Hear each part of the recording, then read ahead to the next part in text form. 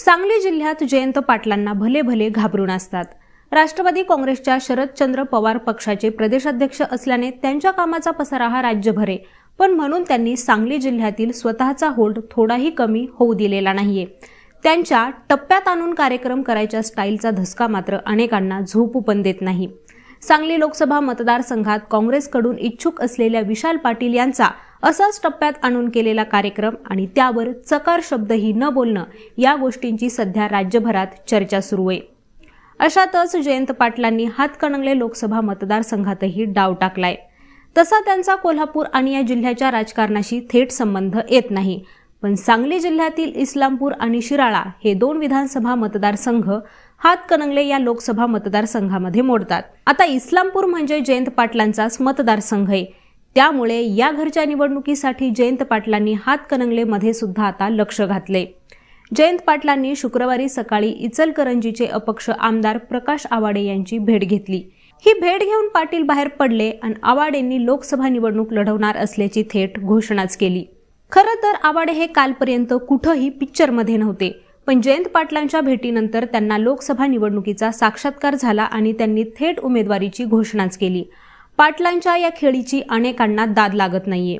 हातकणंगलेमधून सध्या ठाकरे गटाचे म्हणजेच महाविकास आघाडीचे सत्यजित पाटील सरुडकर, स्वाभिमानी शेतकरी संघटनेचे राजू शेट्टी आणि महायुतीचे धैर्यशील माने असे उमेदवार आहेत। आता पाटील हे महाविकास आघाडीचे नेते आहेत, त्यामुळे त्यांनी सरुडकरांसाठी प्रयत्न करणं अपेक्षित असताना आवाडेंना मैदानात उतरवून जयंत पाटलांनी नेमकं काय साध्य केलंय? बरं, आता असंही नाही की आवाडे हे महाविकास आघाडीसोबत आहेत। 5 वर्षांपूर्वी काँग्रेसची फारकत घेतल्यानंतर आणि निवडून आल्यानंतर त्यांनी भाजपची साथ दिली। आताही निवडून आल्यानंतर पंतप्रधान मोदींनाच पाठिंबा देणार असल्याचं त्यांनी जाहीर केले। पण धैर्यशील मानेंच्या रूपाने आधीपासूनच पंतप्रधान मोदींना पाठिंबा देण्यासाठी महायुतीने शिलेदार मैदानात उतरवला असताना आवाडेंनी निवडणुकीची घोषणा का केली? आवाडे निवडून आले तर ते कोणाची मतं खाणार आणि पराभूत झाले तर कुणाचा गेम करणार, असे अनेक प्रश्न आता सतावतायत। स्वतः धैर्यशील मानेंसाठी तर आवाडेंच्या रूपाने सिलेबस बाहेरचाच पेपर आला आहे।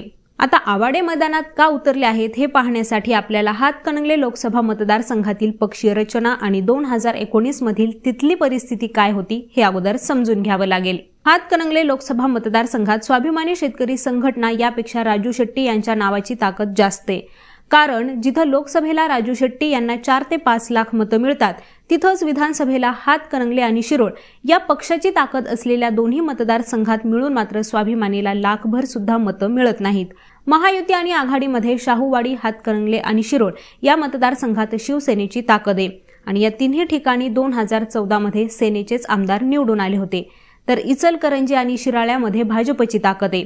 त्याचवेळी हातकणंगले आणि इचलकरंजी या मतदारसंघामध्ये काँग्रेसची, तर इस्लामपूर आणि शिराळा या मतदारसंघात राष्ट्रवादीची मोठी ताकद आहे। 2014 मध्ये शेट्टींना मोदी लाटेचा आणि भाजप शिवसेना युतीच्या ताकदीचा फायदा मिळाला।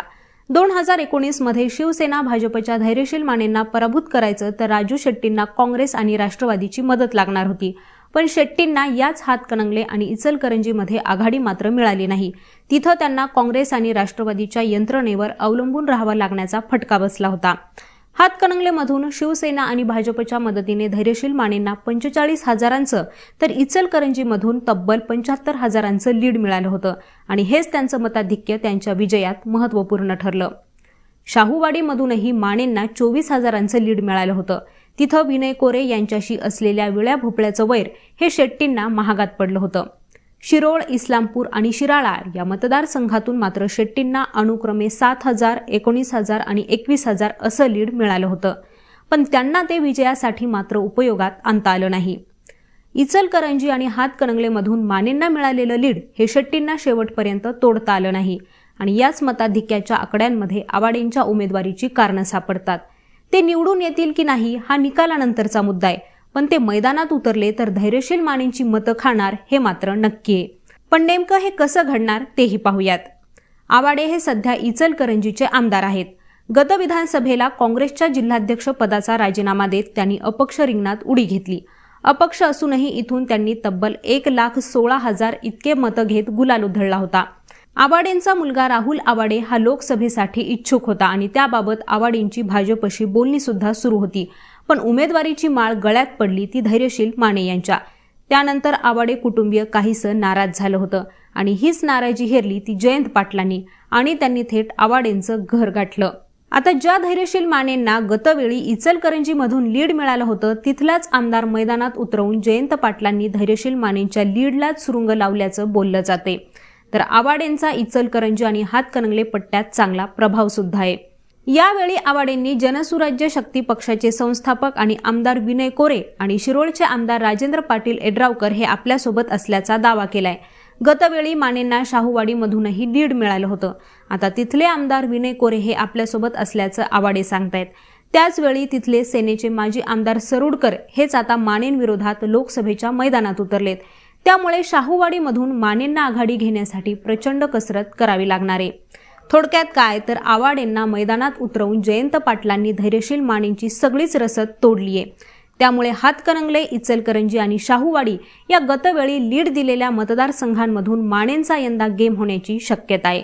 आता मंडळी, याबद्दल तुम्हाला काय वाटतं, तुमच्या काय प्रतिक्रिया आहेत ते आम्हाला कॉमेंट करून नक्की सांगा. तसंच यांसारख्याच ताज्या राजकीय घडामोडी या विश्लेषणासहित जाणून घेण्यासाठी लेट्सअप मराठीला सर्वच सोशल मीडिया हँडलवरती फॉलो करायला विसरू नका आणि पाहत रहा लेट्सअप मराठी.